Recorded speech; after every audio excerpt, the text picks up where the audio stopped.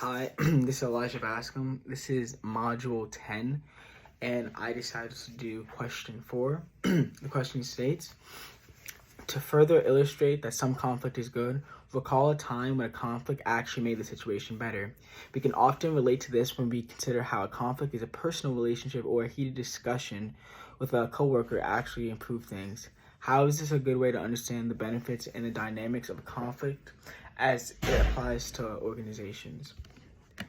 So I have a bunch of examples of when conflict was good in certain situations, not only in the workplace, but also in different situations. The first situation I'm gonna give is not in the workplace, but this was in high school when I played on my baseball team. There was a conflict between who would be the better player at second base my sophomore year playing baseball. So it was between me and this other kid. And basically, this was a good conflict because we both had to battle it out to see who was the better fit for the team. And also, in the long run, what happened was the next year, I won the starting job. But the next year, my junior year, they actually moved me to shortstop and then moved him to second base because the kid at shortstop graduated. So, since we battled it out at that position, we both knew how to play the position. And it just turned out to be a better outcome in the long run. Now, a workplace example is I wrote this down. At my mechanic job, I'll give you some situations when it was a good conflict. I'm not gonna use the actual names. I'll say John and Joe. So John would be my boss, and Joe was the mechanic that he hired to help him. So Joe was doing a brake job, and John, my boss, was like, "Oh, Joe, you should do it this way because it's a faster and a more efficient way." While the other coworker was like, "Oh, I usually do it this way, and like I'm used to doing it this way." But then my boss, who I call John, was like, "How about you try doing it this way?" And it created a little bit of conflict, but nothing crazy. And it created a little bit of conflict. But when Joe decided to do it the way my boss told him to do it, at first he was a little uncomfortable, but like as he kept doing more brake jobs, it became a lot more easier, and he did learn that it became a lot more efficient. And basically, they were getting out cars a lot faster, and they were just taking in cars a lot faster, which obviously gets more money for the business, which is very important. That's how you make money. So it was just turned out to be a more efficient way. That's just an example of a conflict that turned into something positive. So I have one more example, and this is at my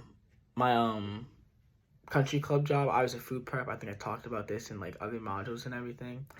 But they would often discuss on which food items should be on the menu between the head chef and like the sous chef.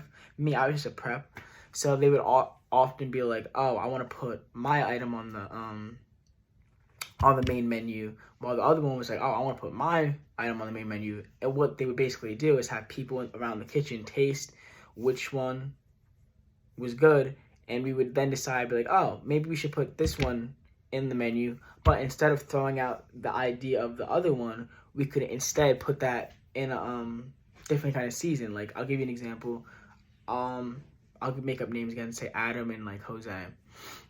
So Adam had made like a burger while Jose made like a soup, and it was more the summertime. Even though Jose's soup was really good, maybe we could move the soup into like the winter time where it might be more popular compared to a burger where when in the summertime everyone eats burgers like all the time. So but conflict in the workplace is very important because not only I think it just creates more better ideas.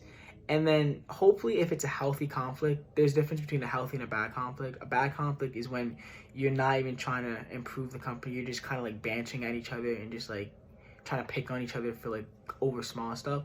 But a healthy conflict is when you both understand that there's one goal and that the main objective is to reach that one goal. And a healthy conflict at the end of the day, it should be kind of considered a negotiation where each party doesn't lose. I looked this up before. Successful negotiation is when neither party wins.